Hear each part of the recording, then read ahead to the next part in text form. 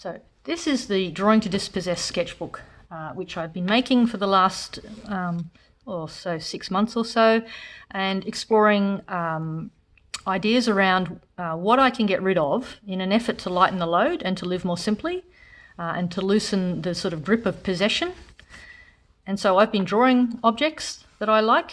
I've been researching. I've discovered that it is actually a thing, this idea of ritual of divestment, to make an iconic transfer, where you transfer the private meaning of objects into something else, like a drawing or a photograph, and then you can actually get rid of the objects. So I had way too many teapots, so that was an easy one to start with. I've had toys lying around the studio for years because they were part of my art practice. Did I need to keep them? Some things I've documented where I actually bought it, and I've now since been able to get rid of it. Some things are harder. This is a little chair that belonged to my daughter when she was, we gave that to her on her first birthday, and she's now 24. So, it's no longer needed, but there's an awful lot of emotional attachment to it, and so it had been sitting up in the shed for ages. But spending the time with it, recording it, writing a little bit, I feel like I could move that on. Some things, obviously I don't really care that much about a plastic juicer, but it's a nice thing to draw. Quotes, I've been writing down quotes because a lot of people feel this way. The old retro lamp. I did a painting of that. It's a rather beautiful lamp, but do I need to keep it? Do I need to possess it any longer?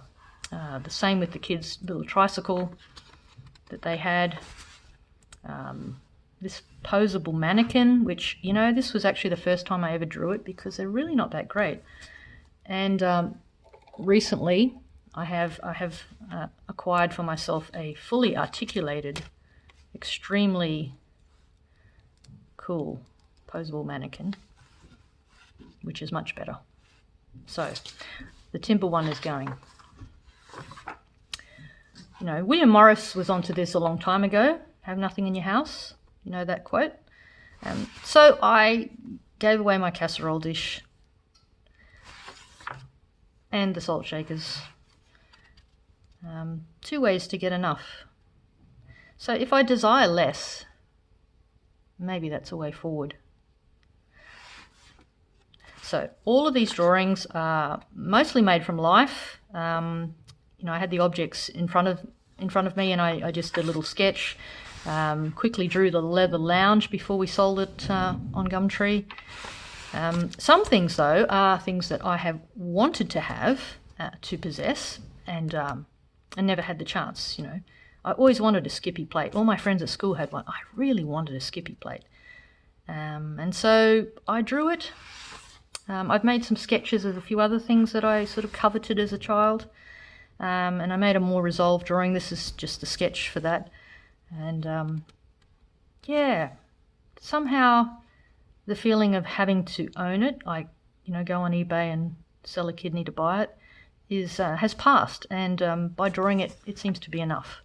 Suitcases. I had lots of suitcases left over from my Australian Future project, so they have to go. Someone gave me this beautiful little box brownie camera.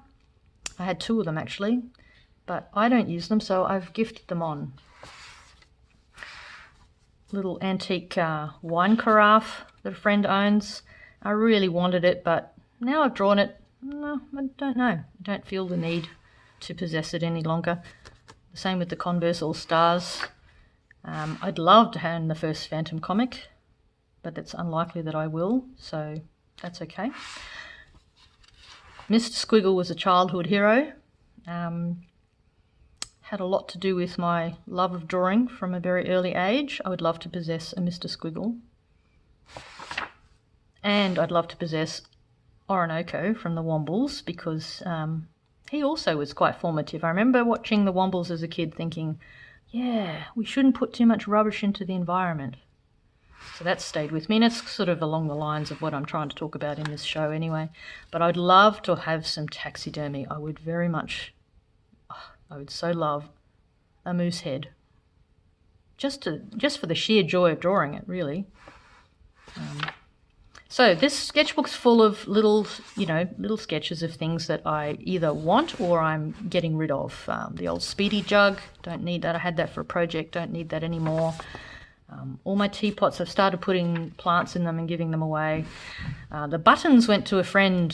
We put them all in a big jar. Everyone donated buttons because she loves to run her hands through piles of buttons.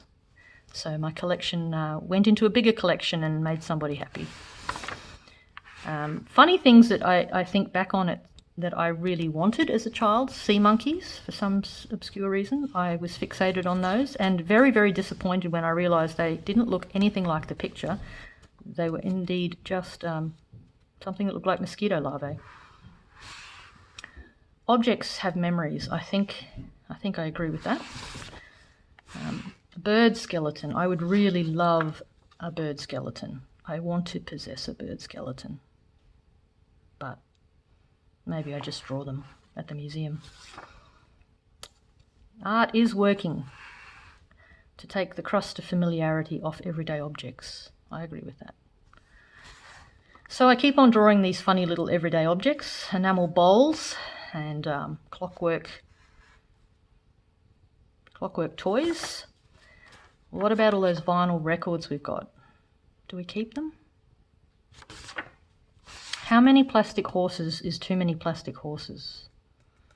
And, this is just a little selection of a collection I have, a large plastic tub full of, those rubbishy little made in China plastic animals that, they're not that great as a representation of the animal. And do I need them all?